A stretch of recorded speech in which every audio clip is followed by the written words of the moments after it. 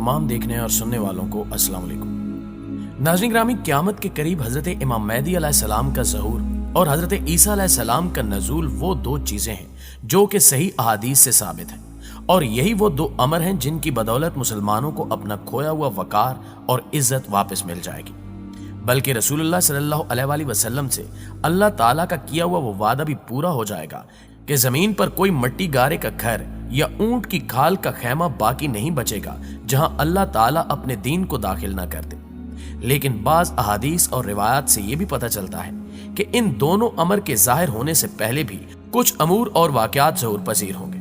जिनमें खिरासान से काले झंडों का बरामद होना और फिर उनका आपस में इख्तिलाफ होना, सुफियानी का खरूज और फिर उसकी जानिब से मुसलमानों का शदीद कत्ले आम करना,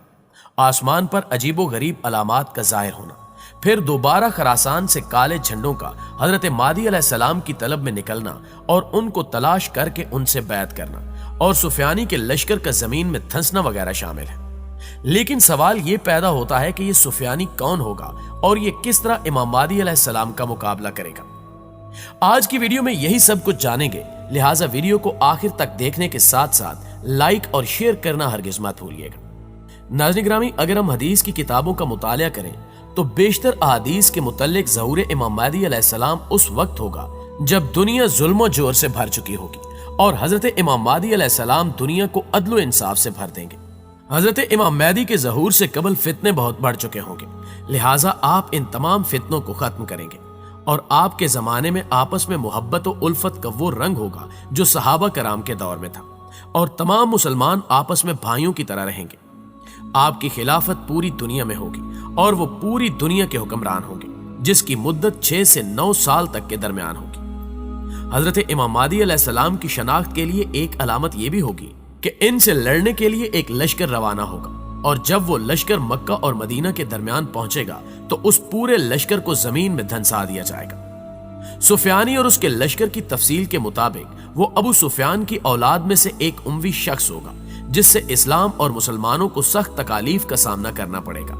और उसके जमाने में मुसलमानों का बिलअमूम और उलमा फुजला का बिलखसूस कत्लेआम होगा। लेकिन यह फितना ज्यादा देर तक नहीं रहेगा, क्योंकि हजरत इमाम महदी का ज़हूर हो चुका होगा, जिसकी अलामत यह होगी कि सुफियानी बैतुल्लाह को मुनज़िम करने की नीयत से रवाना होगा। लेकिन जब ये अपने लश्कर समेत बैदा नामी जगह जो हरमैन के दरमियान है पहुंचेगा तो पूरा लश्कर जमीन में धंसा दिया जाएगा।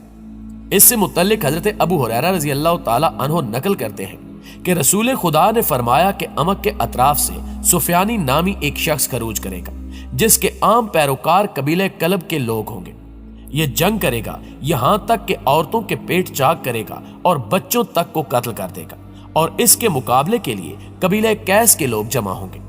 सुफियानी उनसे भी जंग करेगा और कसरत से लोगों को कत्ल करेगा, यहां तक कि मकतूलीन से कोई वादी खाली ना बचेगी। इस दौरान मेरे अहले बैत में से एक शख्स का ज़हूर मक्का में होगा। सुफियानी को इसकी इतला पहुंचेगी तो अपना लश्कर इनसे जंग के लिए भेजेगा, यहां तक कि जब मकामे बैदा में पहुंचेगा तो इन सब को जमीन में धंसा दिया जाएगा। इस सिलसिले में हजरत मौलाना मोहम्मद इदरीस कांदलवी तहरीर फरमाते हैं कि उस लश्कर का जमीन में धंसना फितने सुफियानी की निशानी होगी, और सुफियानी का खरूज दरअसल इमाम महदी अलैहिस्सलाम के ज़हूर की अलामत होगा। और इस सिलसिले में बहुत सी अहादीस तवातुर मानवी के साथ वारिद हुई हैं। इस पूरे लश्कर में से सिर्फ एक शख्स जिंदा बचेगा जो लोगों को आकर लश्कर के जमीन में धंस जाने की खबर देगा।